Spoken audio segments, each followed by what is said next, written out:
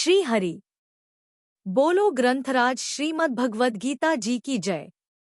राधे राधे प्रभु के प्यारे भक्तों, गीता का सार सीरीज अध्याय 18 श्लोक 12 कर्मफल त्यागी का फल मोक्ष की ओर अग्रसर।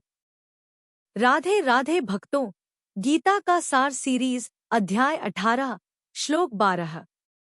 इस वीडियो में हम गीता का सार सीरीज के तहत अध्याय 18 श्लोक 12 का अर्थ समझेंगे।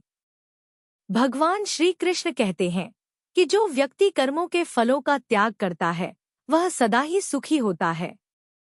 जो कर्मफल का त्याग नहीं करता उसे जीवन में सुख दुख दोनों का अनुभव होता है। इस महत्वपूर्ण ज्ञान को अपने जीवन में लागू करें और अपने परिवार व मित्रों के साथ साझा करें। हर हर गीता, हर घर गीता अभियान से जरूर जुड़े। वीडियो को लाइक, शेयर करें और चैनल सब्सक्राइब करें।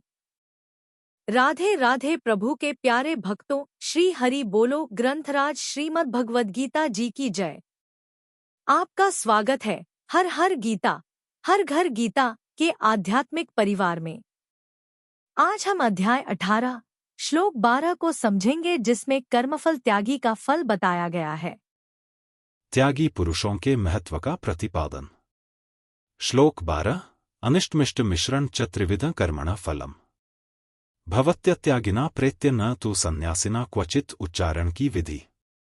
अनिष्टम, इष्टम, मिश्रम च त्रिविधम कर्मण फलम भवति अत्यागिनाम प्रेत्य न तु सन्यासिनाम क्वचित। 12 शब्दार्थ अत्यागिनाम अर्थात कर्मफल का त्याग न करने वाले मनुष्यों के कर्मण अर्थात कर्मों का, तो इष्टम अर्थात अच्छा, अनिष्टम अर्थात बुराच अर्थात और मिश्रम अर्थात मिला हुआ, इति अर्थात ऐसे, त्रिविधम अर्थात 3 प्रकार का, फलम अर्थात फल, प्रेत्य अर्थात मरने के पश्चात, अवश्य, भवति अर्थात होता है, तु अर्थात किंतु, सन्यासिनाम अर्थात कर्मफल का त्याग कर देने वाले मनुष्यों के कर्मों का फल, क्वचित अर्थात किसी काल में, भीन अर्थात नहीं होता। अर्थ कर्मफल का त्याग न करने वाले मनुष्यों के कर्मों का तो अच्छा, बुरा और मिला हुआ, ऐसे 3 प्रकार का फल मरने के पश्चात अवश्य होता है, किंतु कर्मफल का त्याग कर देने वाले मनुष्यों के कर्मों का फल किसी काल में भी नहीं होता। 12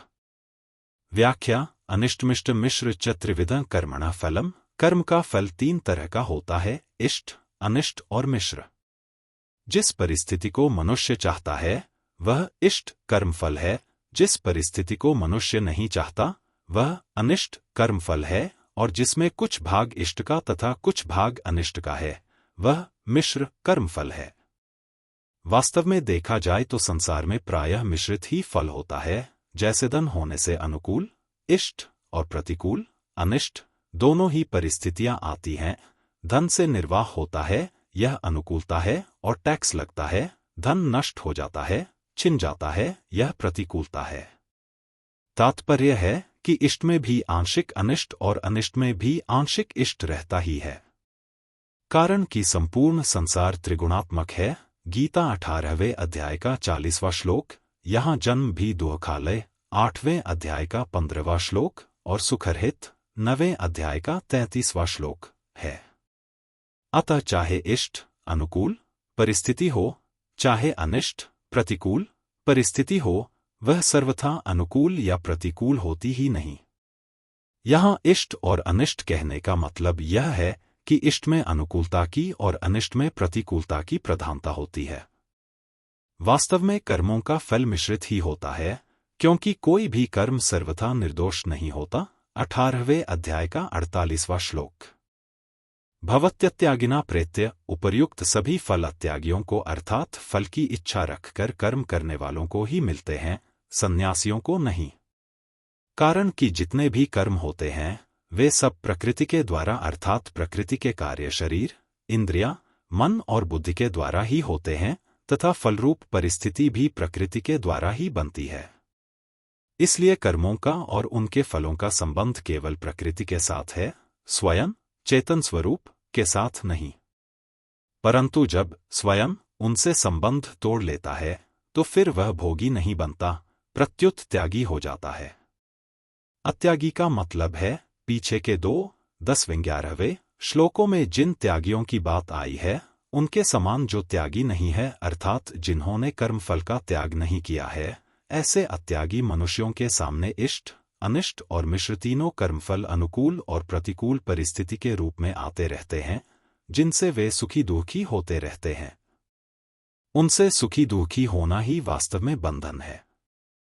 वास्तव में अनुकूलता से सुखी होना ही प्रतिकूलता में दुखी होने का कारण है, क्योंकि परिस्थितिजन्य सुख भोगने वाला कभी दुख से बच ही नहीं सकता। जब तक वह सुख भोगता रहेगा, तब तक वह प्रतिकूल परिस्थितियों में दुखी होता ही रहेगा। चिंता, शोक, भय, उद्वेग आदि उसको कभी छोड़ नहीं सकते और वह भी इनसे कभी छूट नहीं सकता। प्रेत्य भवति कहने का तात्पर्य है कि जो कर्म फल के त्यागी नहीं है, उनको इष्ट, अनिष्ट और मिश्र ये तीनों कर्मफल मरने के बाद जरूर मिलते हैं।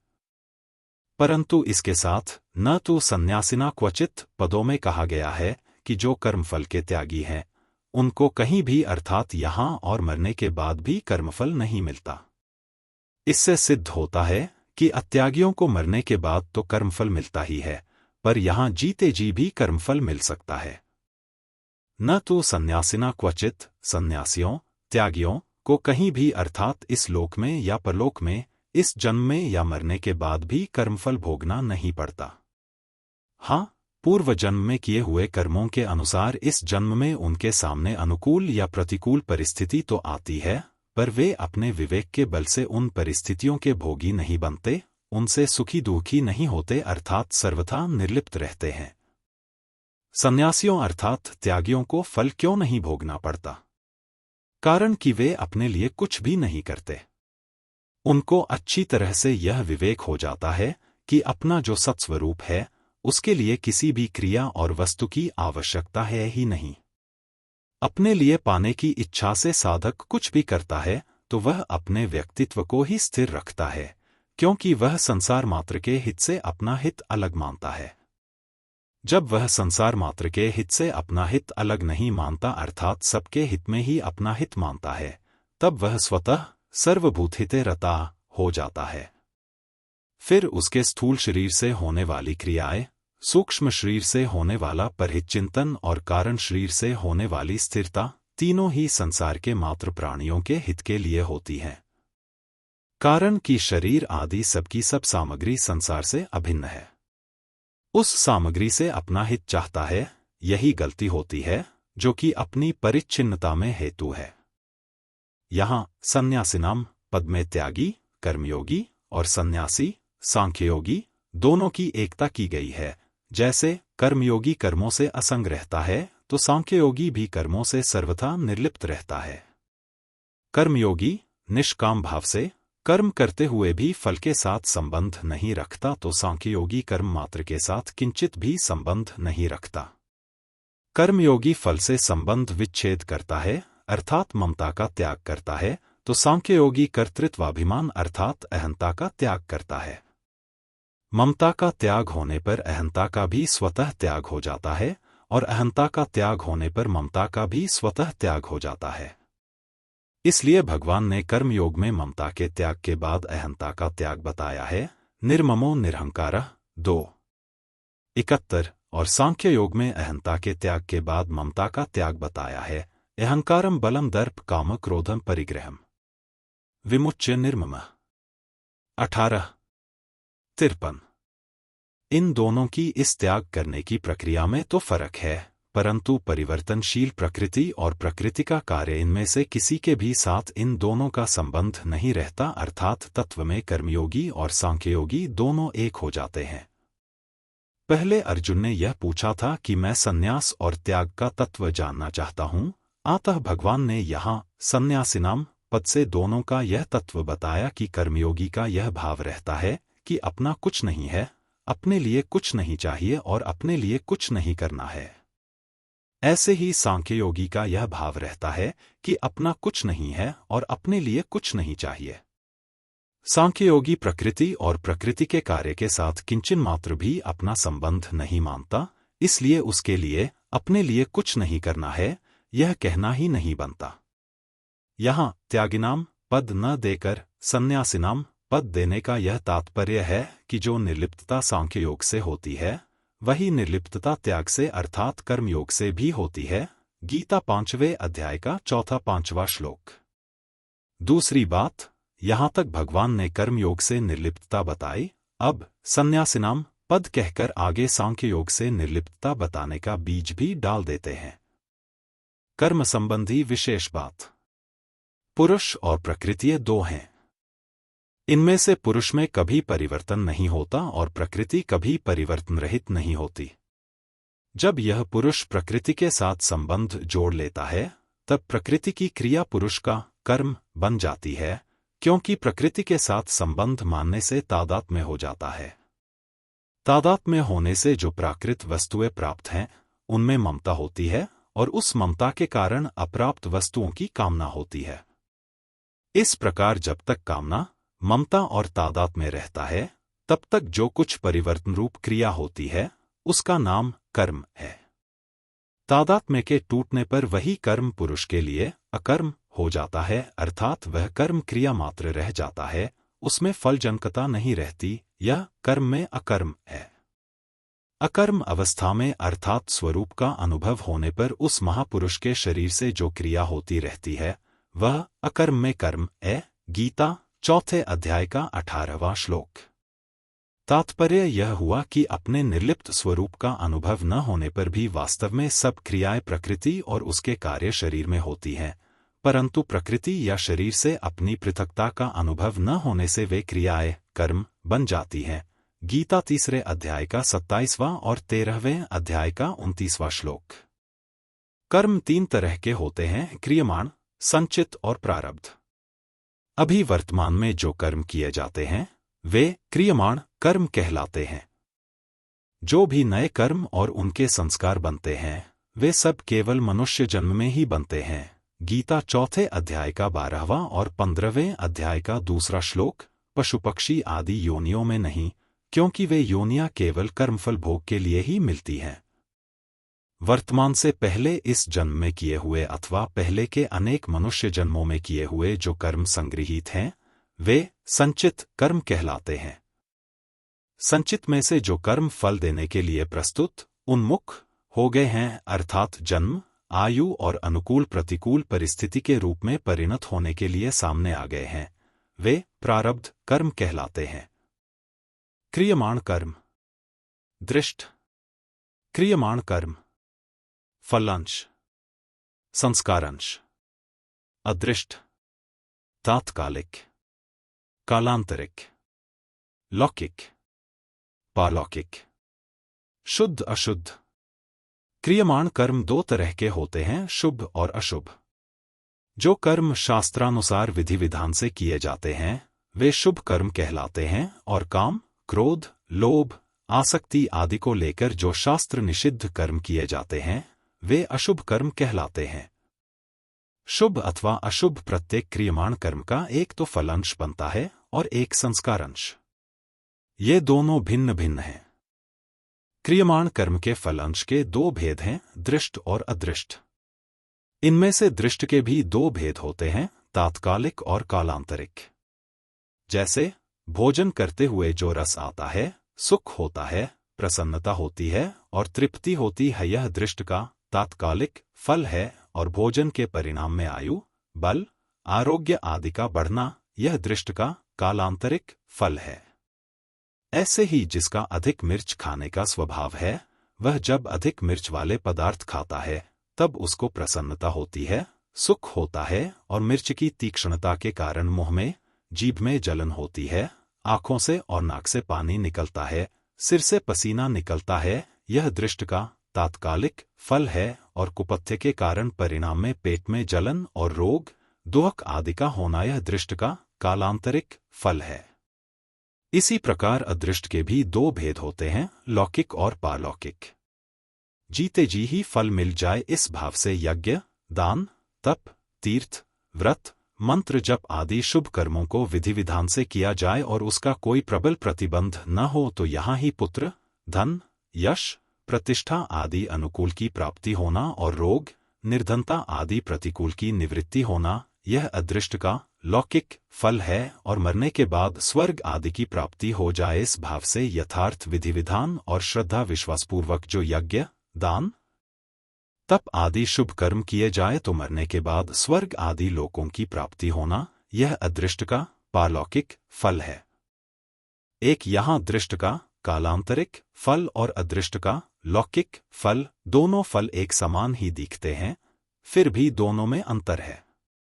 जो कालांतरिक फल है वह सीधे मिलता है, प्रारब्ध बनकर नहीं, परंतु जो लौकिक फल है वह प्रारब्ध बनकर ही मिलता है। ऐसे ही डाका डालने, चोरी करने, मनुष्य की हत्या करने आदि अशुभ कर्मों का फल यहाँ ही कैद, जुर्माना, फांसी आदि होना यह अदृष्ट का लौकिक फल है, और पापों के कारण मरने के बाद नरकों में जाना और पशु पक्षी, कीट पतंग आदि बनना यह अदृष्ट का पारलौकिक फल है।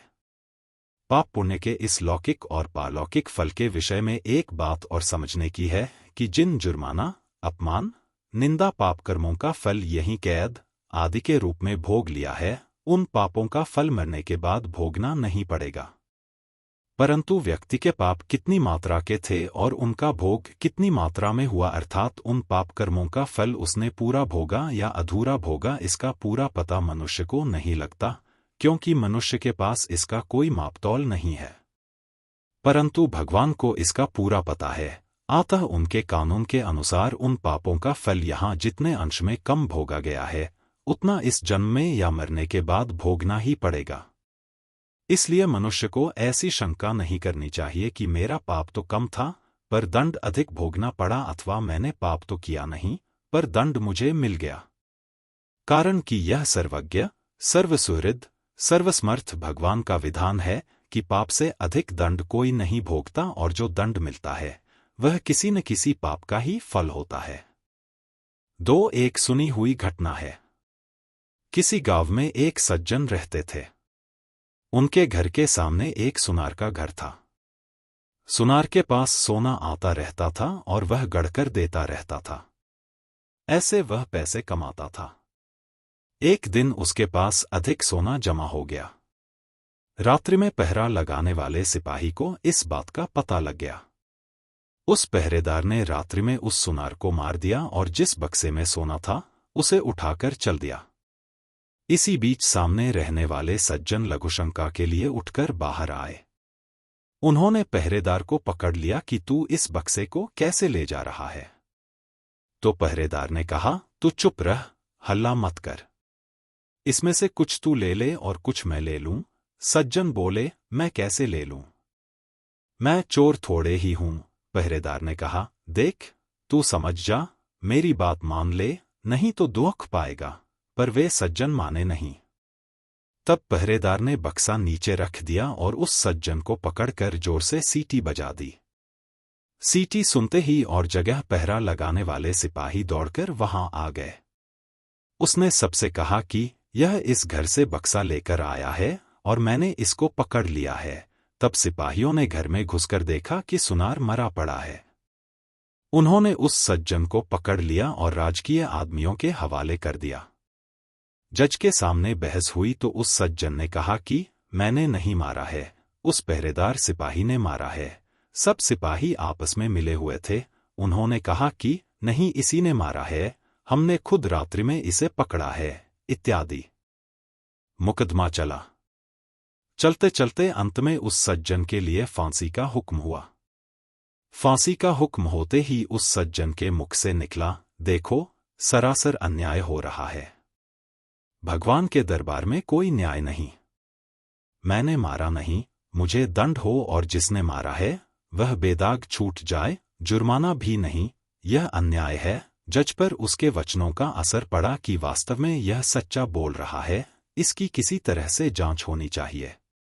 ऐसा विचार करके उस जज ने एक षड्यंत्र रचा। सुबह होते ही एक आदमी रोता चिल्लाता हुआ आया और बोला, हमारे भाई की हत्या हो गई, सरकार, इसकी जांच होनी चाहिए। तब जज ने उसी सिपाही को और कैदी सज्जन को मरे व्यक्ति की लाश उठाकर लाने के लिए भेजा। दोनों उस आदमी के साथ वहां गए जहां लाश पड़ी थी। खाट पर लाश के ऊपर कपड़ा बिछा था। खून बिखरा पड़ा था।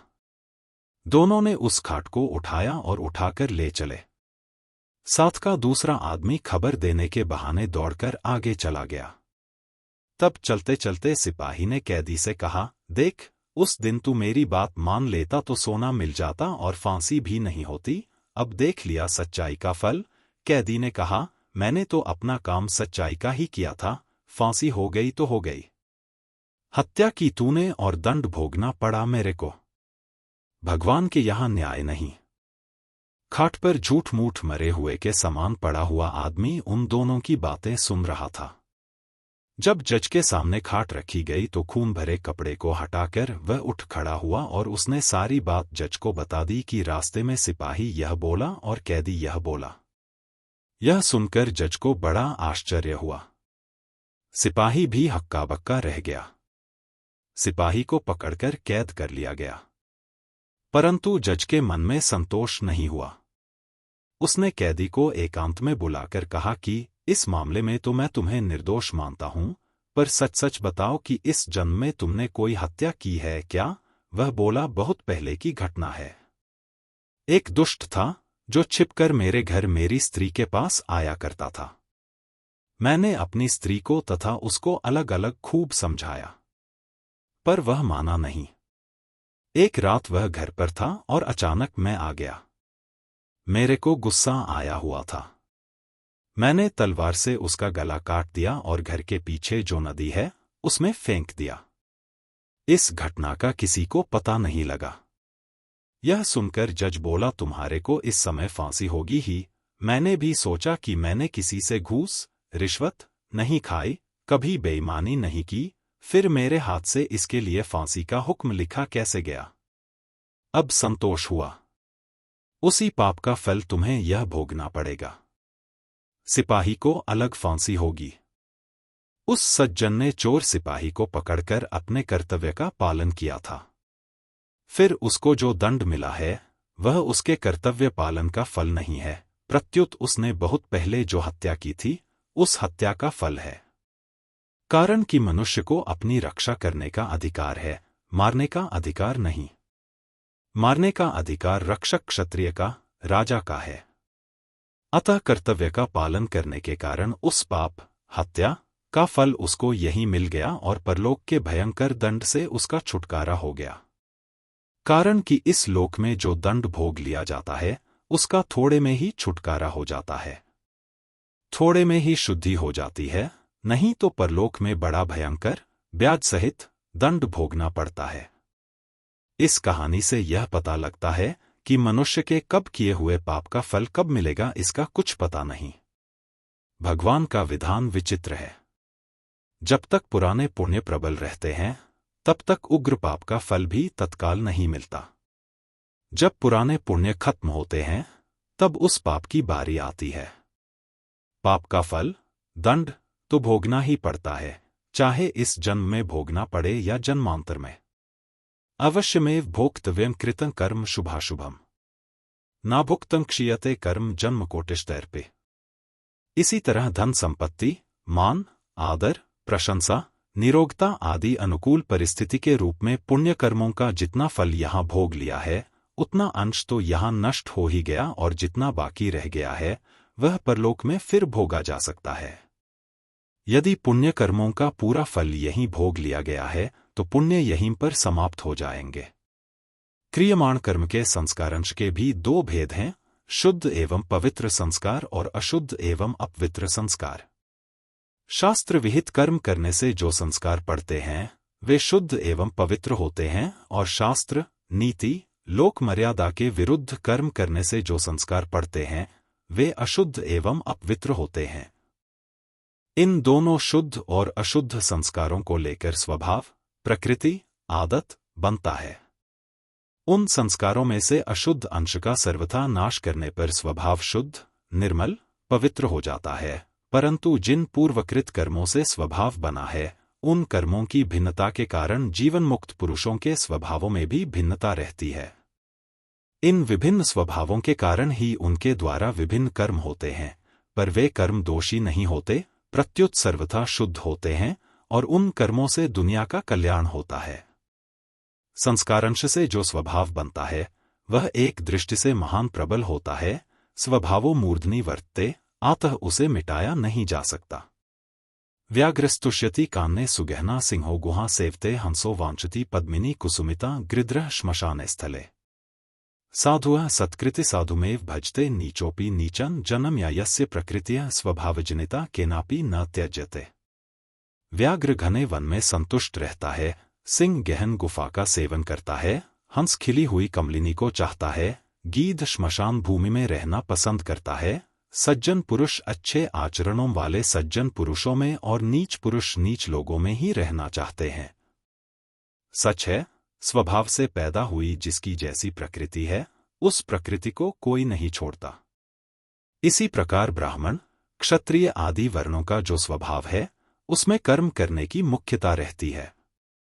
इसलिए भगवान ने अर्जुन से कहा है कि जिस कर्म को तू मोहवश नहीं करना चाहता उसको भी अपने स्वाभाविक कर्म से बंधा हुआ परवश होकर करेगा। गीता 18वें अध्याय का 60वां श्लोक। अब इसमें विचार करने की एक बात है कि एक ओर तो स्वभाव की महान प्रबलता है कि उसको कोई छोड़ ही नहीं सकता, और दूसरी ओर मनुष्य जन्म के उद्योग की महान प्रबलता है कि मनुष्य सब कुछ करने में स्वतंत्र है। अतः इन दोनों में किसकी विजय होगी और किसकी पराजय होगी, इसमें विजय पराजय की बात नहीं है। अपनी अपनी जगह दोनों ही प्रबल हैं। परंतु यहां स्वभाव न छोड़ने की जो बात है वह जाति विशेष के स्वभाव की बात है। तात्पर्य है कि जीव जिस वर्ण में जन्मा है, जैसा रजवीर्य था उसके अनुसार बना हुआ जो स्वभाव है उसको कोई बदल नहीं सकता, अतः वह स्वभाव दोषी नहीं है, निर्दोष है। जैसे ब्राह्मण, क्षत्रिय आदि वर्णों का जो स्वभाव है वह स्वभाव नहीं बदल सकता और उसको बदलने की आवश्यकता भी नहीं है तथा उसको बदलने के लिए शास्त्र भी नहीं कहता। परंतु उस स्वभाव में जो अशुद्ध अंश रागद्वेष है उसको मिटाने की सामर्थ्य भगवान ने मनुष्य को दी है। अतः जिन दोषों से मनुष्य का स्वभाव अशुद्ध बना है उन दोषों को मिटाकर मनुष्य स्वतंत्रता पूर्वक अपने स्वभाव को शुद्ध बना सकता है। मनुष्य चाहे तो कर्मयोग की दृष्टि से अपने प्रयत्न से रागद्वेष को मिटाकर स्वभाव शुद्ध बना ले, गीता 3 अध्याय का 34वां श्लोक, चाहे भक्तियोग की दृष्टि से सर्वथा भगवान के शरण होकर अपना स्वभाव शुद्ध बना ले, गीता 18वें अध्याय का 62वां श्लोक। इस प्रकार प्रकृति, स्वभाव की प्रबलता भी सिद्ध हो गई और मनुष्य की स्वतंत्रता भी सिद्ध हो गई। तात्पर्य यह हुआ कि शुद्ध स्वभाव को रखने में प्रकृति की प्रबलता है और अशुद्ध स्वभाव को मिटाने में मनुष्य की स्वतंत्रता है।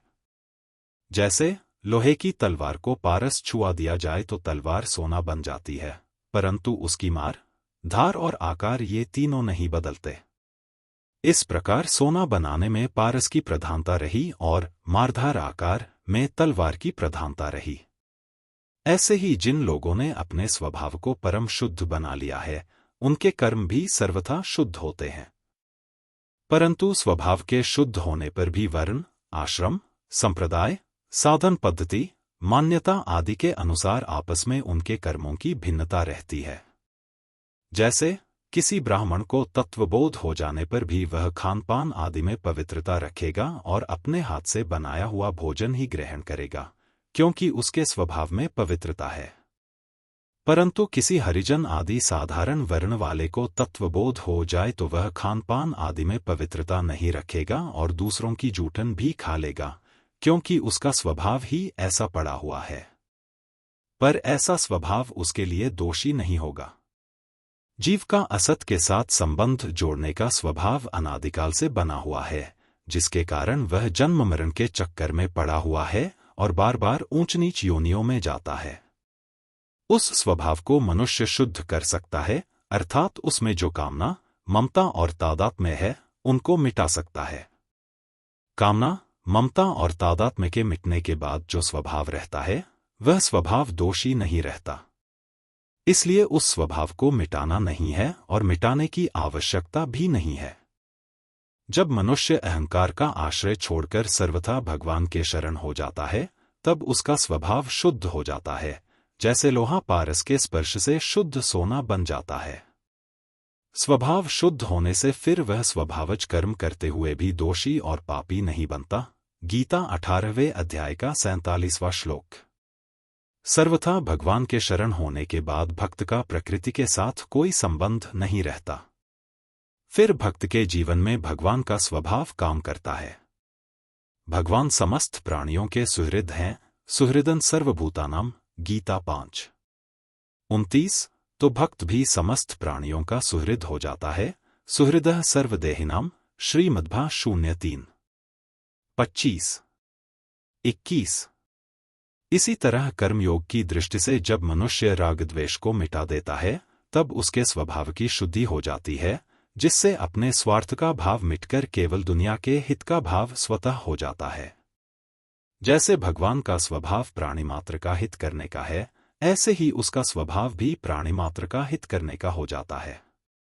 जब उसकी सब चेष्टाएं प्राणी मात्र के हित में हो जाती हैं, तब उसकी भगवान की सर्वभूत सुहृदता शक्ति के साथ एकता हो जाती है। उसके उस स्वभाव में भगवान की सुहृदता शक्ति कार्य करने लगती है। अनेक मनुष्य जन्मों में किए हुए जो कर्म, फलांश और संस्कारांश अंतःकरण में संग्रहित रहते हैं, वे संचित कर्म कहलाते हैं। उनमें फलांश से तो प्रारब्ध बनता है और संस्कारांश से स्फुरना होती रहती है। उन स्फुरनाओं में भी वर्तमान में किए गए जो नए क्रियमाण कर्म संचित में भर्ती हुए हैं, प्रायः उनकी ही स्फुरना होती है।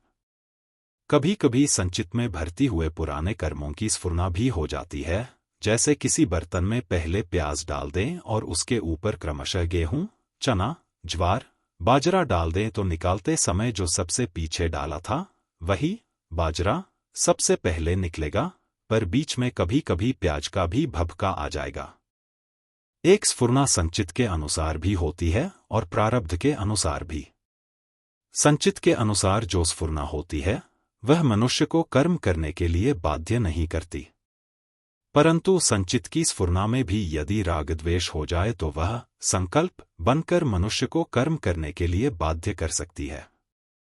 प्रारब्ध के अनुसार जो स्फुरना होती है, वह फल भोग कराने के लिए मनुष्य को कर्म करने के लिए बाध्य करती है, परंतु वह विहित कर्म करने के लिए ही बाध्य करती है, निषिद्ध कर्म करने के लिए नहीं।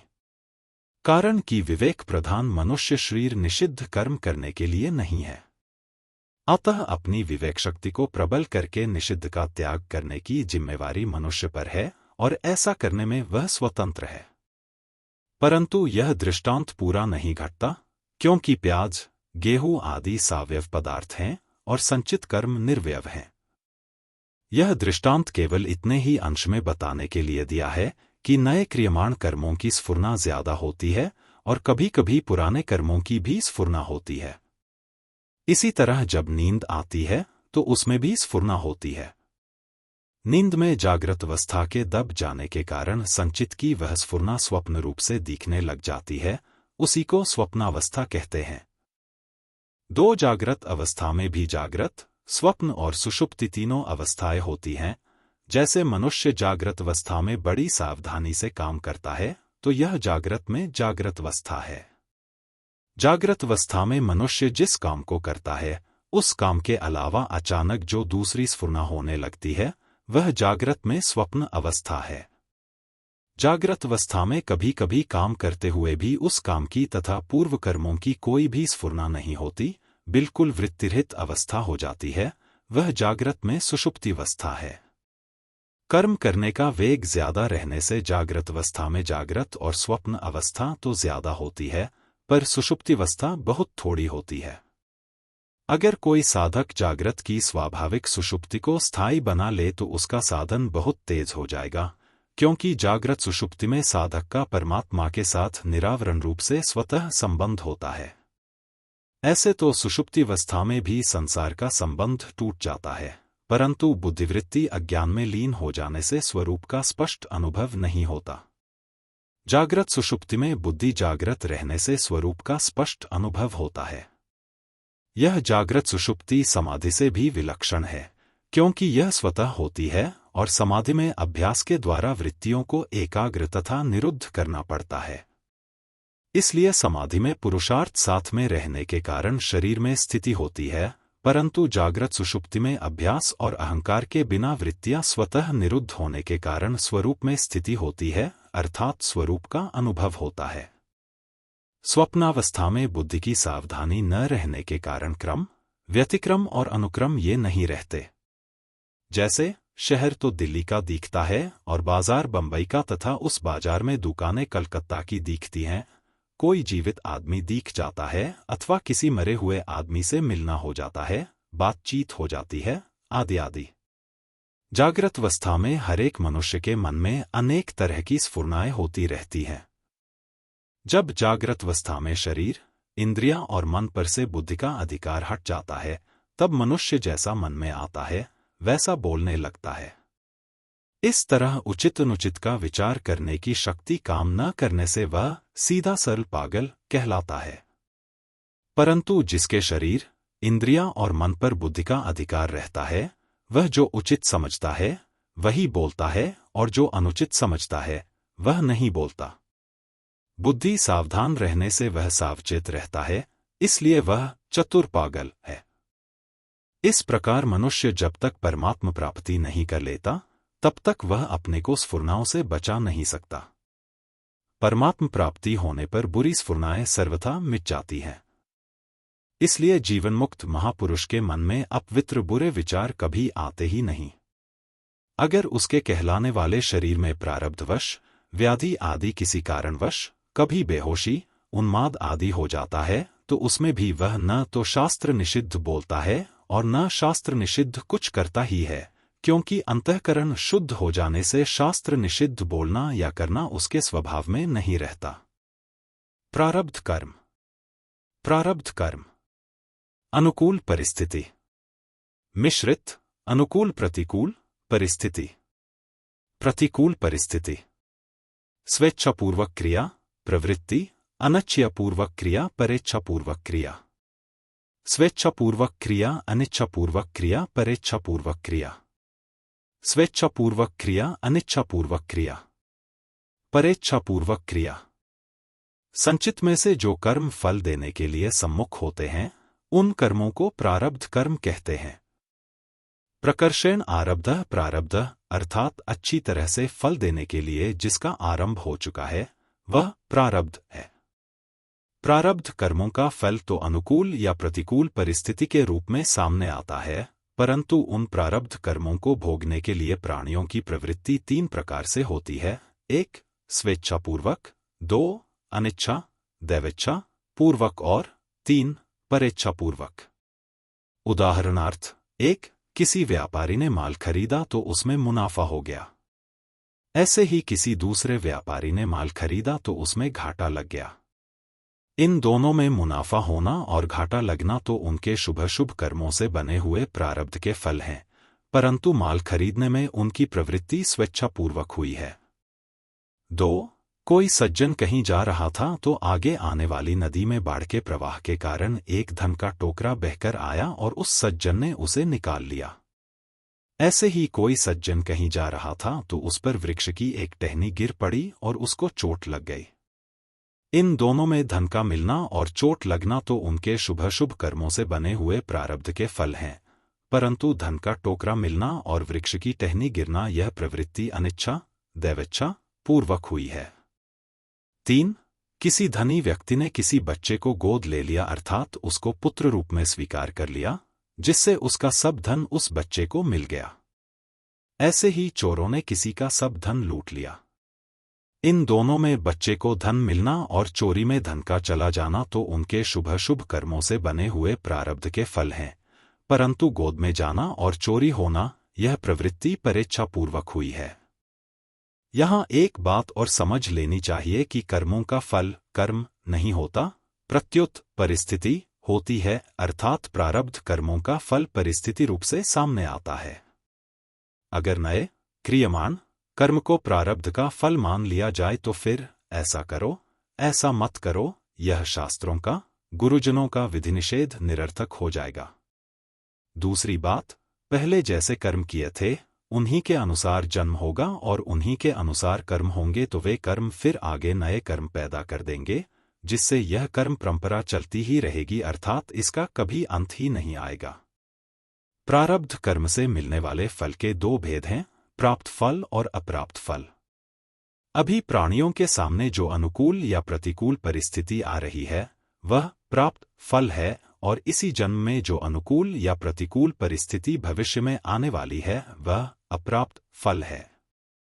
क्रियमाण कर्मों का जो फलांश संचित में जमा रहता है वही प्रारब्ध बनकर अनुकूल, प्रतिकूल और मिश्रित परिस्थिति के रूप में मनुष्य के सामने आता है। अतः जब तक संचित कर्म रहते हैं तब तक प्रारब्ध बनता ही रहता है और प्रारब्ध परिस्थिति के रूप में परिणत होता ही रहता है। यह परिस्थिति मनुष्य को सुखी दुखी होने के लिए बाध्य नहीं करती। सुखी दुखी होने में तो परिवर्तनशील परिस्थिति के साथ संबंध जोड़ना ही मुख्य कारण है। परिस्थिति के साथ संबंध जोड़ने अथवा न जोड़ने में यह मनुष्य सर्वथा स्वाधीन है, पराधीन नहीं है। जो परिवर्तनशील परिस्थिति के साथ अपना संबंध मान लेता है वह अविवेकी पुरुष तो सुखी दुखी होता ही रहता है, परंतु जो परिस्थिति के साथ संबंध नहीं मानता वह विवेकी पुरुष कभी सुखी दुखी नहीं होता, अतः उसकी स्थिति स्वतः साम्यावस्था में होती है जो कि उसका स्वरूप है। कर्मों में मनुष्य के प्रारब्ध की प्रधानता है या पुरुषार्थ की, अथवा प्रारब्ध बलवान है या पुरुषार्थ, इस विषय में बहुत सी शंकाएं हुआ करती हैं। उनके समाधान के लिए पहले यह समझ लेना जरूरी है कि प्रारब्ध और पुरुषार्थ क्या है। मनुष्य में चार तरह की चाहना हुआ करती है, एक धन की, दूसरी धर्म की, तीसरी भोग की और चौथी मुक्ति की। प्रचलित भाषा में इन्हीं चारों को अर्थ, धर्म, काम और मोक्ष के नाम से कहा जाता है। एक, अर्थ धन को अर्थ कहते हैं। वह धन दो तरह का होता है, स्थावर और जंगम। सोना, चांदी, रुपए, जमीन, जायदाद, मकान आदि स्थावर हैं और गाय, भैंस, घोड़ा, ऊंट, भेड़, बकरी आदि जंगम हैं। दो, धर्मस्काम अथवा निष्काम भाव से जो यज्ञ, तप, दान, व्रत, तीर्थ आदि किए जाते हैं उसको धर्म कहते हैं। तीन, काम सांसारिक सुख भोग को काम कहते हैं। वह सुख भोग 8 तरह का होता है, शब्द, स्पर्श, रूप, रस, गंध, मान, बड़ाई और आराम। का शब्द 2 तरह का होता है, वर्णात्मक और ध्वन्यात्मक। व्याकरण, कोश, साहित्य, उपन्यास, गल्प, कहानी आदि वर्णात्मक शब्द हैं। एक वर्णात्मक शब्द में भी 10 रस होते हैं, श्रृंगार, हास्य, करुण, रौद्र, वीर, भयानक, वीभत्स, अद्भुत, शांत और वात्सल्य। ये 10 ही रस चित्त द्रवित होने से होते हैं। इन 10 रसों का उपयोग भगवान के लिए किया जाए तो ये सभी रस कल्याण करने वाले हो जाते हैं, और इनसे सुख भोगा जाए तो ये सभी रस पतन करने वाले हो जाते हैं। खाल, तार और फूंक के 3 बाजे और ताल का आधा बाजाए 3.5 प्रकार के बाजे ध्वन्यात्मक शब्द को प्रकट करने वाले हैं।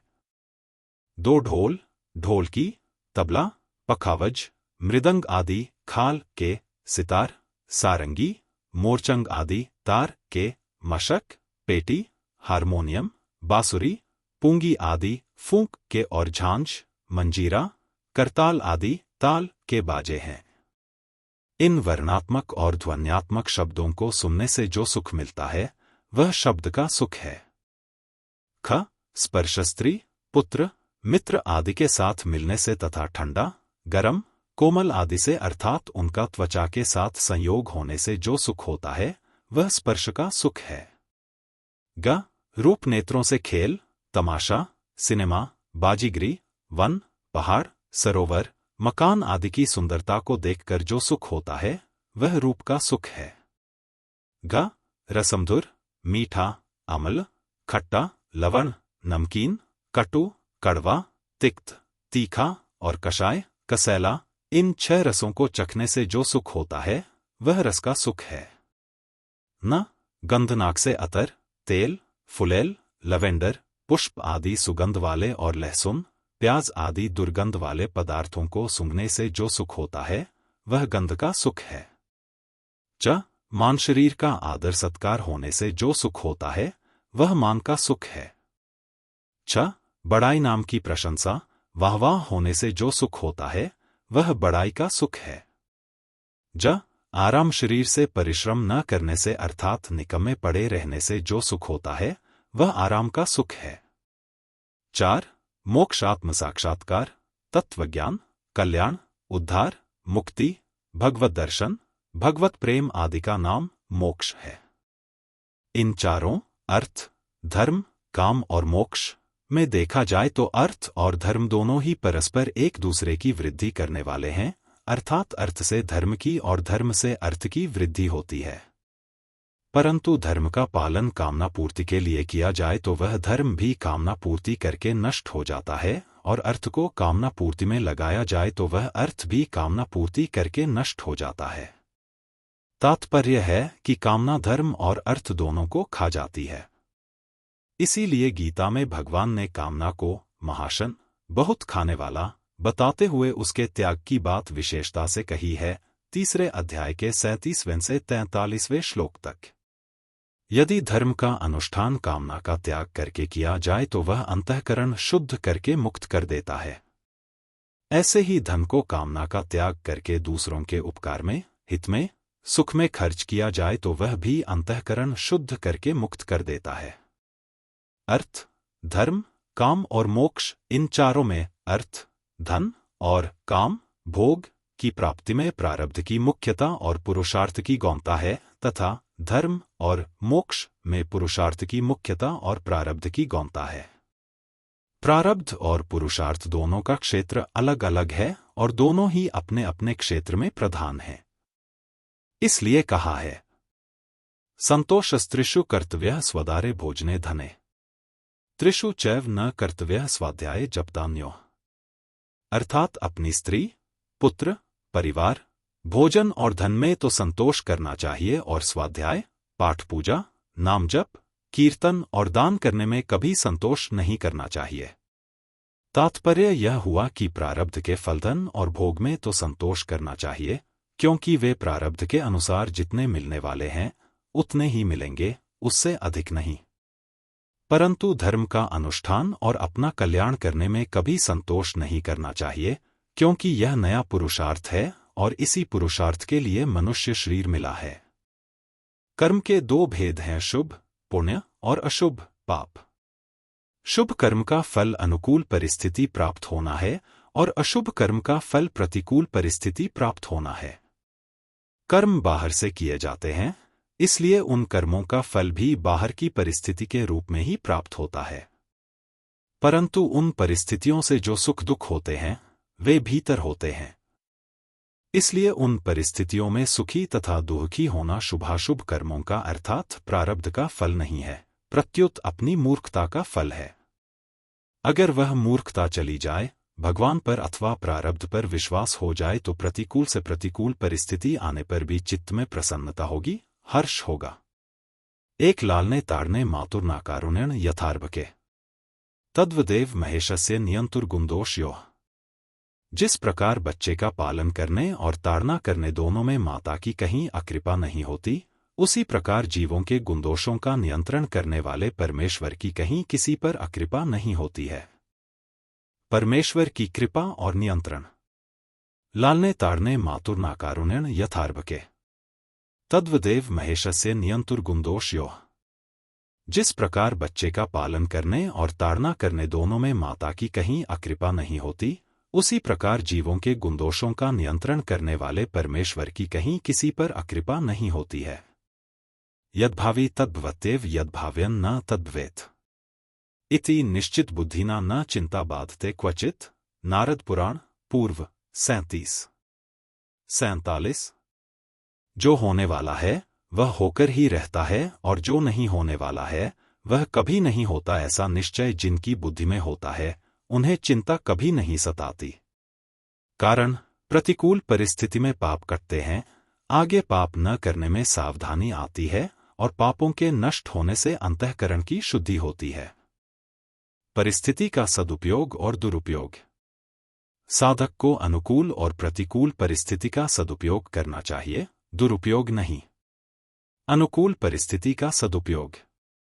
अनुकूल परिस्थिति आ जाए तो अनुकूल सामग्री को दूसरों के हित के लिए सेवा बुद्धि से खर्च करना अनुकूल परिस्थिति का सदुपयोग है और उसका सुख बुद्धि से भोग करना दुरुपयोग है। प्रतिकूल परिस्थिति का सदुपयोग। ऐसे ही प्रतिकूल परिस्थिति आ जाए तो सुख की इच्छा का त्याग करना और मेरे पूर्वकृत पापों का नाश करने के लिए, भविष्य में पाप न करने की सावधानी रखने के लिए और मेरी उन्नति करने के लिए ही प्रभु कृपा से ऐसी परिस्थिति आई है, ऐसा समझकर परम प्रसन्न रहना प्रतिकूल परिस्थिति का सदुपयोग है और उससे दुखी होना दुरुपयोग है। मनुष्य शरीर साधन्योनि। मनुष्य शरीर सुख दुख भोगने के लिए नहीं है। सुख भोगने के स्थान स्वर्गादिक हैं और दुख भोगने के स्थान नरक तथा 84 लाख योनियां हैं। इसलिए वे भोग्योनियां हैं और मनुष्य कर्मयोनि है। भोग्योनियां स्वर्ग, नरक और 84 लाख योनियां। कर्मयोनि मनुष्य सामान्य प्रवाह में। साधन्योनि मनुष्य मुक्ति के लिए। परंतु यह कर्मयोनि उनके लिए है जो मनुष्य शरीर में सावधान नहीं होते, केवल जन्म मरण के सामान्य प्रवाह में ही पड़े हुए हैं। वास्तव में मनुष्य शरीर सुख दुख से ऊंचा उठने के लिए अर्थात मुक्ति की प्राप्ति के लिए ही मिला है। इसलिए इसको कर्मयोनि न कहकर साधन्योनि ही कहना चाहिए। अनुकूल और प्रतिकूल परिस्थिति का त्याग। प्रारब्ध कर्मों के फलस्वरूप जो अनुकूल और प्रतिकूल परिस्थिति आती है, उन दोनों में अनुकूल परिस्थिति का स्वरूप से त्याग करने में तो मनुष्य स्वतंत्र है, पर प्रतिकूल परिस्थिति का स्वरूप से त्याग करने में मनुष्य परतंत्र है, अर्थात उसका स्वरूप से त्याग नहीं किया जा सकता। अनुकूल परिस्थिति दूसरों का हित करने, उन्हें सुख देने के फलस्वरूप बनी है। स्वरूप से त्याग संभव। प्रतिकूल परिस्थिति दूसरों को दुख देने के फलस्वरूप बनी है। स्वरूप से त्याग असंभव। कारण यह है कि अनुकूल परिस्थिति दूसरों का हित करने, उन्हें सुख देने के फलस्वरूप बनी है और प्रतिकूल परिस्थिति दूसरों को दुख देने के फलस्वरूप बनी है। इसको एक दृष्टांत से इस प्रकार समझ सकते हैं। श्यामलाल और रामलाल की कहानी। श्यामलाल ने रामलाल को 100 रुपए उधार दिए। रामलाल ने वायदा किया कि अमुक महीने में ब्याज सहित रुपए लौटा दूंगा। महीना बीत गया, पर रामलाल ने रुपए नहीं लौटाए तो श्यामलाल रामलाल के घर पहुंचा और बोला, तुमने वायदे के अनुसार रुपए नहीं दिए, अब दो। रामलाल ने कहा, अभी मेरे पास रुपए नहीं है, परसों दे दूंगा। श्यामलाल तीसरे दिन पहुंचा और बोला, लाओ मेरे रुपए। रामलाल ने कहा, भी मैं आपके पैसे नहीं जुटा सका, परसों आपके रुपए जरूर दूंगा। तीसरे दिन फिर श्यामलाल पहुंचा और बोला, रुपए दो। तो रामलाल ने कहा, कल जरूर दूंगा। दूसरे दिन श्यामलाल फिर पहुंचा और बोला, लाओ मेरे रुपए। रामलाल ने कहा, रुपए जुटे नहीं, मेरे पास रुपए हैं नहीं, तो मैं कहां से दूं? परसों आना। रामलाल की बातें सुनकर श्यामलाल को गुस्सा आ गया और परसों करता है, रुपए देता नहीं, ऐसा कहकर उसने रामलाल को 5 जूते मार दिए। रामलाल ने कोर्ट में नालिश शिकायत कर दी। न्यायालय में निर्णय। श्यामलाल को बुलाया गया और पूछा गया, तुमने इसके घर पर जाकर जूता मारा है? तो श्यामलाल ने कहा, हाँ साहब, मैंने जूता मारा है। मैजिस्ट्रेट ने पूछा, क्यों मारा? श्यामलाल ने कहा, इसको मैंने रुपए दिए थे और इसने वायदा किया था कि मैं इस महीने रुपए लौटा दूंगा। महीना बीत जाने पर मैंने इसके घर पर जाकर रुपए मांगे तो कल परसों कहकर इसने मुझे बहुत तंग किया। इस पर मैंने गुस्से में आकर इसे 5 जूते मार दिए। तो सरकार 5 जूतों के 5 रुपए काटकर शेष रुपए मुझे दिला दीजिए। मैजिस्ट्रेट ने हंसकर कहा, यह फौजदारी कोर्ट है, यहां रुपए दिलाने का कायदा नियम नहीं है, यहां दंड देने का कायदा है। इसलिए आपको जूता मारने के बदले में कैद या जुर्माना भोगना ही पड़ेगा। आपको रुपए लेने हों तो दीवानी कोर्ट में जाकर नालिश करो, वहां रुपए दिलाने का कायदा है, क्योंकि वह विभाग अलग है। फौजदारी और दीवानी का सिद्धांत शुभ कर्मों का फल। प्रतिकूल परिस्थिति फौजदारी। स्वरूप से त्याग नहीं कर सकते। शुभ कर्मों का फल। अनुकूल परिस्थिति दीवानी। स्वरूप से त्याग किया जा सकता है। इस तरह अशुभ कर्मों का फल जो प्रतिकूल परिस्थिति है वह फौजदारी है, इसलिए उसका स्वरूप से त्याग नहीं कर सकते, और शुभ कर्मों का फल जो अनुकूल परिस्थिति है वह दीवानी है, इसलिए उसका स्वरूप से त्याग किया जा सकता है। इससे यह सिद्ध हुआ कि मनुष्य के शुभ कर्मी का विभाग अलग अलग है। इसलिए शुभ कर्मों, पुण्यों और अशुभ कर्मों, पापों का अलग अलग संग्रह होता है। स्वाभाविक रूप से ये दोनों एक दूसरे से कटते नहीं, अर्थात पापों से पुण्य नहीं कटते और पुण्यों से पाप नहीं कटते। हाँ, अगर मनुष्य पाप काटने के उद्देश्य से प्रायश्चित्त रूप से शुभ कर्म करता है तो उसके पाप कट सकते हैं। पुण्यात्मा का दुख और पापात्मा का सुख। संसार में एक आदमी पुण्यात्मा है, सदाचारी है और दुख पा रहा है, तथा एक आदमी पापात्मा है, दुराचारी है और सुख भोग रहा है। इस बात को लेकर अच्छे अच्छे पुरुषों के भीतर भी यह शंका हो जाया करती है कि इसमें ईश्वर का न्याय कहाँ है। महाभारत की कथा, द्रौपदी और युधिष्ठिर। महाभारत वन पर्व में एक कथा आती है। एक दिन द्रौपदी ने युधिष्ठिर जी महाराज से कहा कि आप धर्म को छोड़कर एक कदम भी आगे नहीं रखते, पर आप वनवास में दुख पा रहे हैं, और दुर्योधन धर्म की किंचन मात्र भी परवाह न करके केवल स्वार्थपरायण हो रहा है, पर वह राज्य कर रहा है, आराम से रह रहा है और सुख भोग रहा है। ऐसी शंका करने पर युधिष्ठिर जी महाराज ने कहा कि जो सुख पाने की इच्छा से धर्म का पालन करते हैं वे धर्म के तत्व को जानते ही नहीं। वे तो पशुओं की तरह सुख भोग के लिए लोलुप और दुख से भयभीत रहते हैं, फिर बेचारे धर्म के तत्व को कैसे जाने। इसलिए मनुष्य की मनुष्यता इसी में है कि वे अनुकूल और प्रतिकूल परिस्थिति की परवाह न करके शास्त्र के आज्ञानुसार केवल अपने धर्म कर्तव्य का पालन करते रहें। पूर्व जन्म के कर्मों का फल समाधान। अभी पुण्यात्मा जो दुख पा रहा है यह पूर्व के किसी जन्म में किए हुए पाप का फल है, अभी किए हुए पुण्य का नहीं। ऐसे ही अभी पापात्मा जो सुख भोग रहा है यह भी पूर्व के किसी जन्म में किए हुए पुण्य का फल है, अभी किए हुए पाप का नहीं। सुख दुख का वास्तविक स्वरूप। इसमें एक तात्विक बात और है। कर्मों के फलरूप में जो अनुकूल परिस्थिति आती है उससे सुख ही होता है, और प्रतिकूल परिस्थिति आती है उससे दुख ही होता है, ऐसी बात है नहीं। अनुकूल परिस्थिति में मन में अभिमान होता है, छोटों से घृणा होती है, अधिक संपत्ति वालों से ईर्ष्या होती है, असहिष्णुता होती है, अंतःकरण में जलन होती है। इस तरह सुख सामग्री और धन संपत्ति पास में रहने पर भी वह सुखी नहीं हो सकता। प्रतिकूल परिस्थिति में किसी विरक्त और त्यागी मनुष्य को देखकर भोग सामग्री वाले मनुष्य को उस पर दया आती है कि बेचारे के पास धन संपत्ति आदि सामग्री नहीं है, बेचारा बड़ा दुखी है। परंतु वास्तव में विरक्त के मन में बड़ी शांति और बड़ी प्रसन्नता रहती है।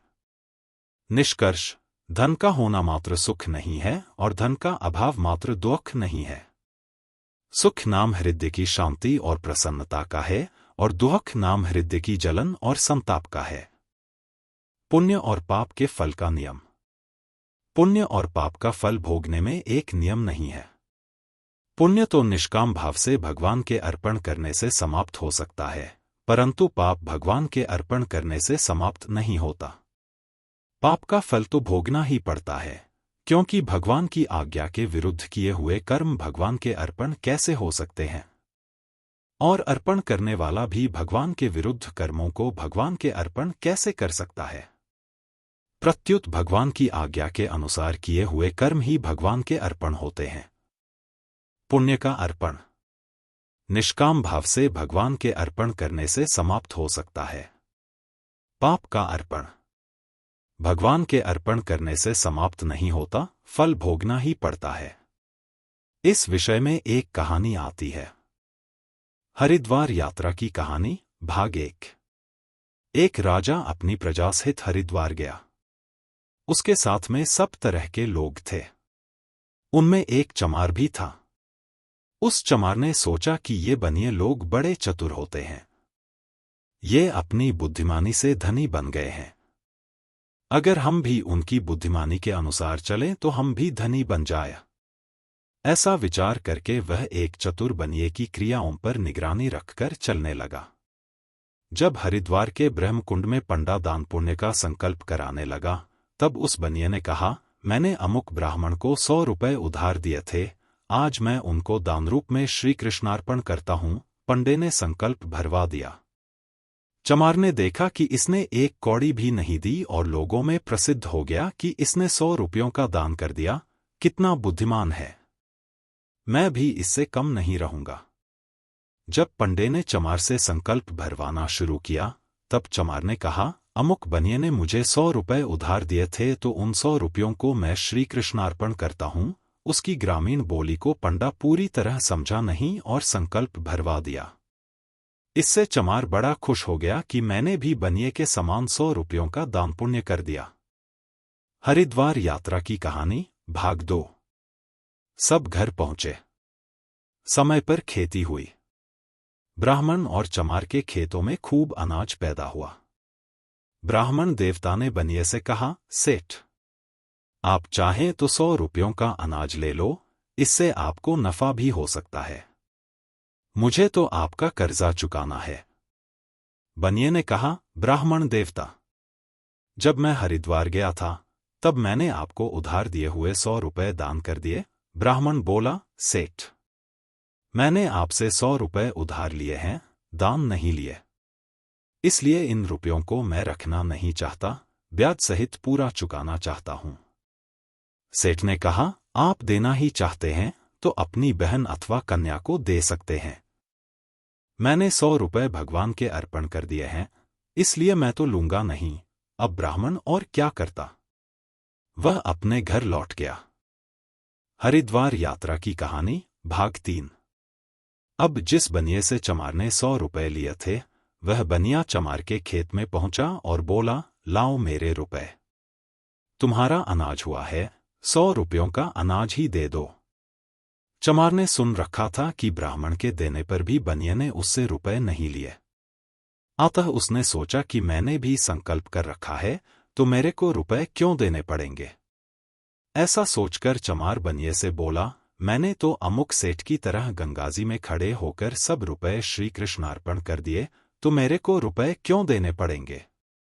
बनिया बोला, तेरे अर्पण कर देने से कर्जा नहीं छूट सकता, क्योंकि तूने मेरे से कर्जा लिया है तो तेरे छोड़ने से कैसे छूट जाएगा। मैं तो अपने 100 रुपए ब्याज सहित पूरे लूंगा, लाओ मेरे रुपए। ऐसा कहकर उसने चमार से अपने रुपयों का अनाज ले लिया। कहानी का निष्कर्ष और शरणागति। इस कहानी से यह सिद्ध होता है कि हमारे पर दूसरों का जो कर्जा है वह हमारे छोड़ने से नहीं छूट सकता। ऐसे ही हम भगवदाज्ञानुसार शुभ कर्मों को तो भगवान के अर्पण करके उनके बंधन से छूट सकते हैं, पर अशुभ कर्मों का फल तो हमारे को भोगना ही पड़ेगा। इसलिए शुभ और अशुभ कर्मों में एक कायदा कानून नहीं है। अगर ऐसा नियम बन जाए कि भगवान के अर्पण करने से ऋण और पाप कर्म छूट जाए तो फिर सभी प्राणी मुक्त हो जाए, परंतु ऐसा संभव नहीं है। मार्मिक बात, अपने आप को सर्वथा भगवान के अर्पित कर देने पर अर्थात सर्वथा भगवान के शरण हो जाने पर पाप पुण्य सर्वथा नष्ट हो जाते हैं। गीता 18वें अध्याय का 66वां श्लोक। धन प्राप्ति और प्रारब्ध की शंका। दूसरी शंका यह होती है कि धन और भोगों की प्राप्ति प्रारब्ध कर्म के अनुसार होती है। ऐसी बात समझ में नहीं आती, क्योंकि हम देखते हैं कि इनकम टैक्स, सेल्स टैक्स आदि की चोरी करते हैं तो धन बच जाता है, और टैक्स पूरा देते हैं तो धन चला जाता है, तो धन का आना जाना प्रारब्ध के अधीन कहाँ हुआ, यह तो चोरी के ही अधीन हुआ। समाधान, वास्तव में धन प्राप्त करना और भोग भोगना इन दोनों में ही प्रारब्ध की प्रधानता है, परंतु इन दोनों में भी किसी का धन प्राप्ति का प्रारब्ध होता है, भोग का नहीं, और किसी का भोग का प्रारब्ध होता है, धन प्राप्ति का नहीं, तथा किसी का धन और भोग दोनों का ही प्रारब्ध होता है। धन और भोग के प्रारब्ध का विभाग केवल धन प्राप्ति का प्रारब्ध। लाखों रुपए रहने पर भी बीमारी के कारण वैद्य डॉक्टर के मना करने पर भोगों को भोग नहीं सकता, खाने में रूखा सूखा ही मिलता है। केवल भोग का प्रारब्ध। धन का अभाव होने पर भी सुखाराम में किसी तरह की कमी नहीं रहती। किसी की दया से, मित्रता से, काम धंधा मिल जाने से जीवन निर्वाह की सामग्री मिलती रहती है। धन और भोग दोनों का प्रारब्ध। धन भी प्राप्त होता है और उसका भोग भी होता है। सर्वथा त्यागी को भी अनुकूल वस्तुएं बहुत मिलती हुई देखी जाती हैं। यह बात अलग है कि वह उन्हें स्वीकार न करे। त्याग में तो एक और विलक्षणता भी है कि जो मनुष्य धन का त्याग कर देता है, जिसके मन में धन का महत्व नहीं है और अपने को धन के अधीन नहीं मानता, उसके लिए धन का एक नया प्रारब्ध बन जाता है। कारण कि त्याग भी एक बड़ा भारी पुण्य है, जिससे तत्काल एक नया प्रारब्ध बनता है। धान नहीं धीणो नहीं, नहीं रुपयो रोक।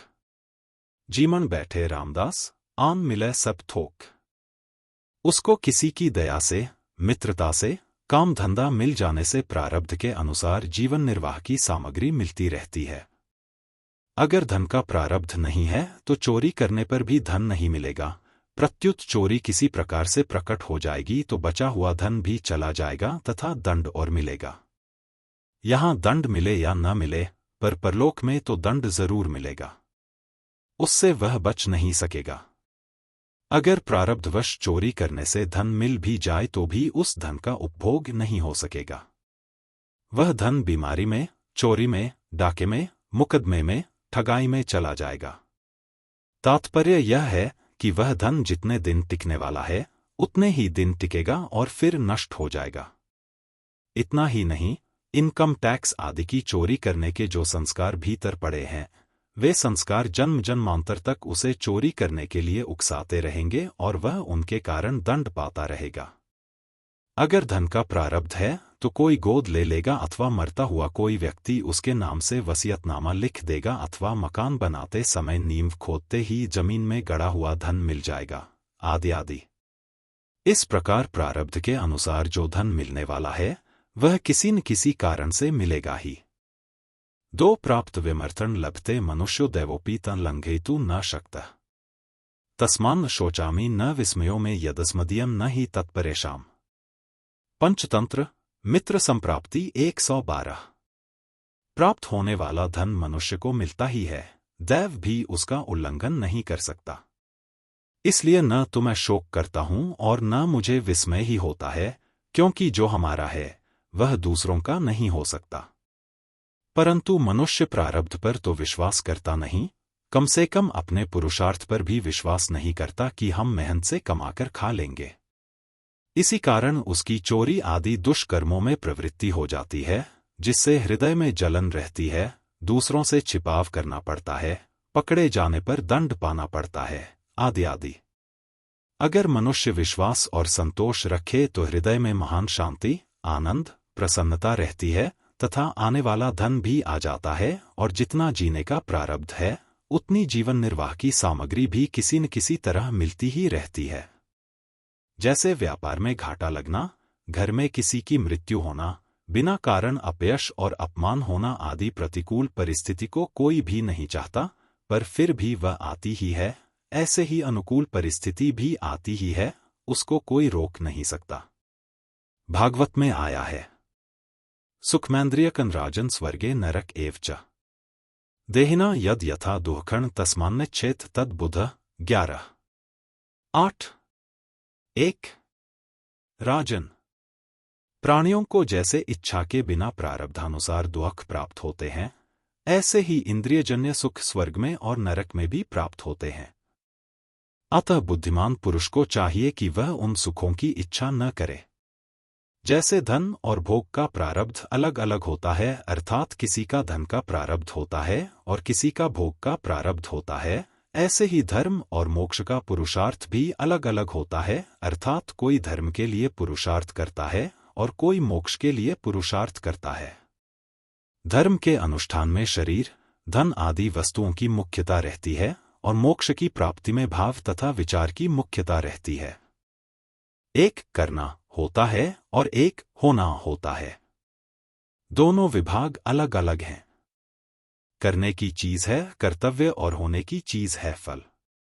मनुष्य का कर्म करने में अधिकार है, फल में नहीं। कर्मण्येवाधिकारस्ते मा फलेषु कदाचन।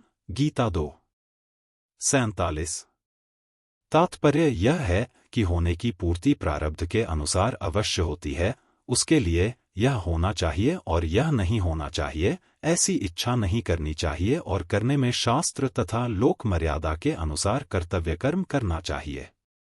करना पुरुषार्थ के अधीन है और होना प्रारब्ध के अधीन है। इसलिए मनुष्य करने में स्वाधीन है और होने में पराधीन है। मनुष्य की उन्नति में खास बात है, करने में सावधान रहे और होने में प्रसन्न रहे।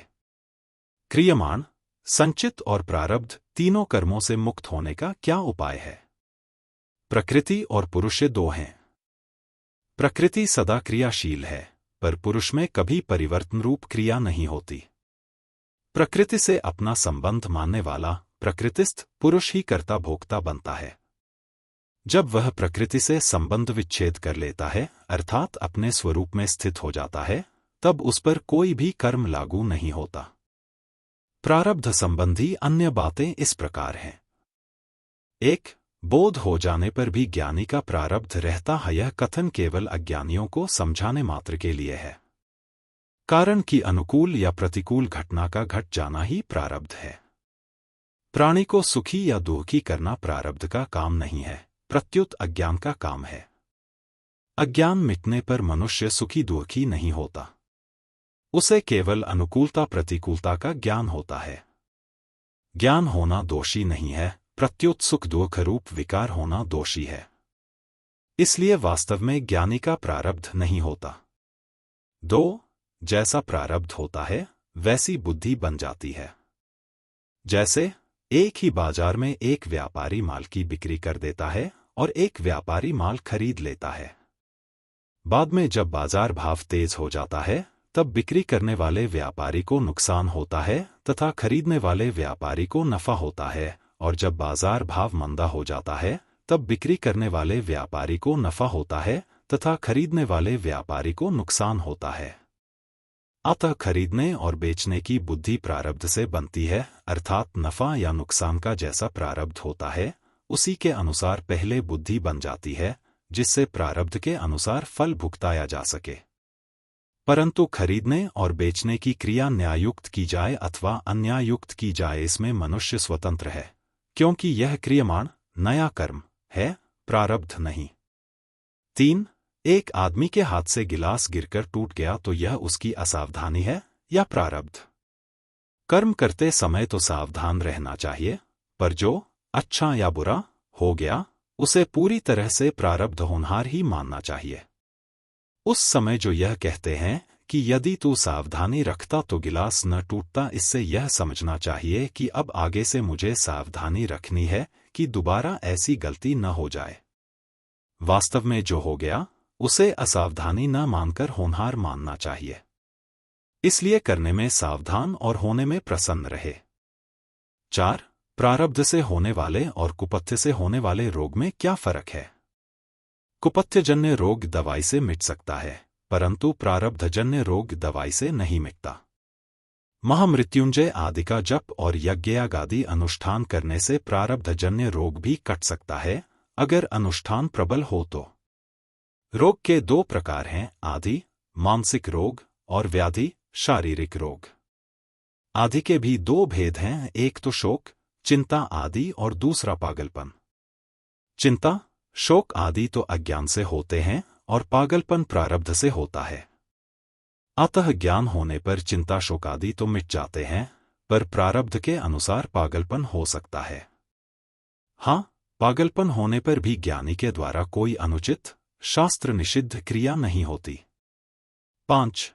आकस्मिक मृत्यु और अकाल मृत्यु में क्या फर्क है? कोई व्यक्ति सांप काटने से मर जाए, अचानक ऊपर से गिरकर मर जाए, पानी में डूबकर मर जाए, हार्ट फेल होने से मर जाए, किसी दुर्घटना आदि से मर जाए, तो यह उसकी आकस्मिक मृत्यु है। स्वाभाविक मृत्यु की तरह आकस्मिक मृत्यु भी प्रारब्ध के अनुसार आयु पूरी होने पर होती है।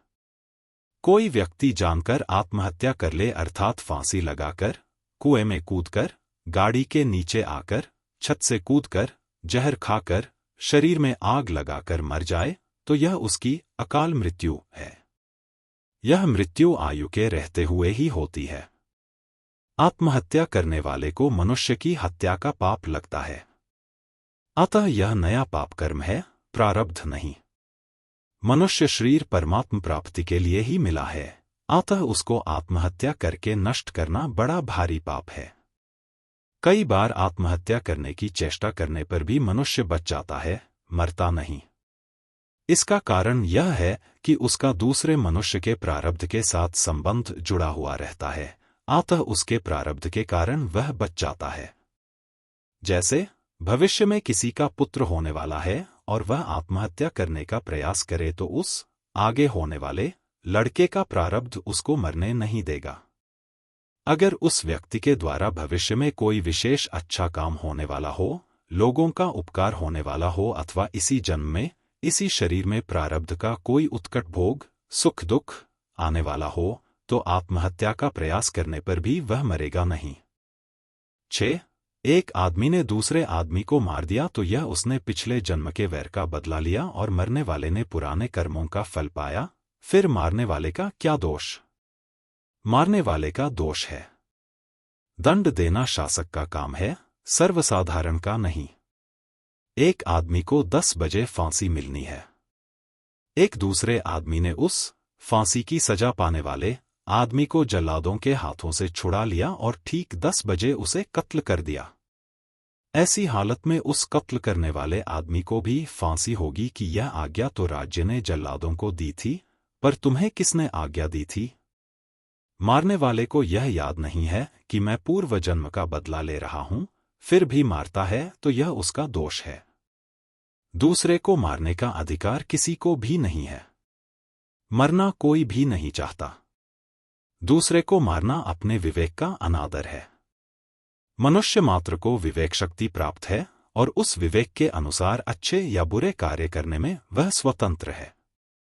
अतः विवेक का अनादर करके दूसरे को मारना अथवा मारने की नियत रखना दोष है। यदि पूर्व जन्म का बदला एक दूसरे ऐसे ही चुकाते रहे तो यह श्रृंखला कभी खत्म नहीं होगी और मनुष्य कभी मुक्त नहीं हो सकेगा। पिछले जन्म का बदला अन्य सांप आदि योनियों में लिया जा सकता है। मनुष्य योनि बदला लेने के लिए नहीं है।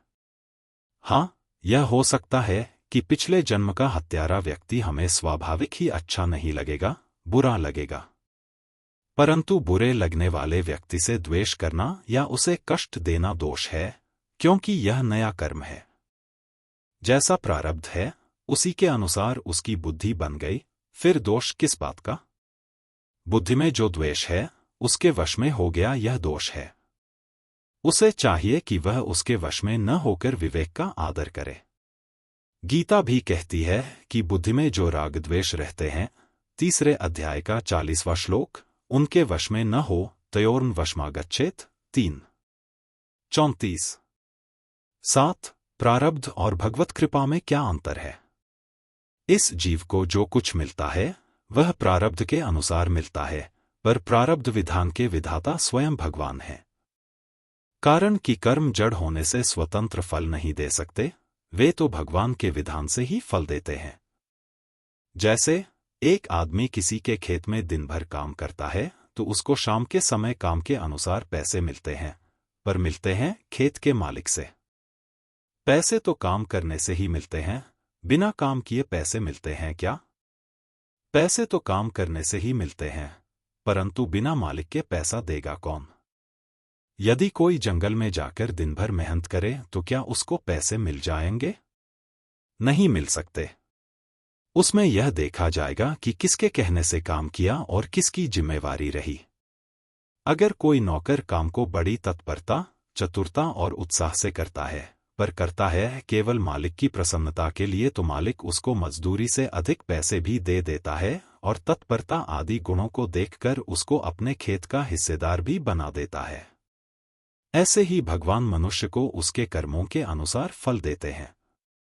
अगर कोई मनुष्य भगवान की आज्ञा के अनुसार उन्हीं की प्रसन्नता के लिए सब कार्य करता है, उसे भगवान दूसरों की अपेक्षा अधिक ही देते हैं, परंतु जो भगवान के सर्वथा समर्पित होकर सब कार्य करता है उस भक्त के भगवान भी भक्त बन जाते हैं। एवं स्वभक्त्यो राजन भगवान भक्त भक्तिमान। श्रीमद्भा 0:10 86 59।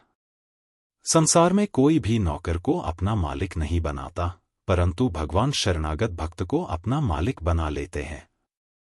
ऐसी उदारता केवल प्रभु में ही है। ऐसे प्रभु के चरणों की शरण न होकर जो मनुष्य प्राकृत उत्पत्ति विनाशशील पदार्थों के पराधीन रहते हैं, उनकी बुद्धि सर्वथा ही भ्रष्ट हो चुकी है।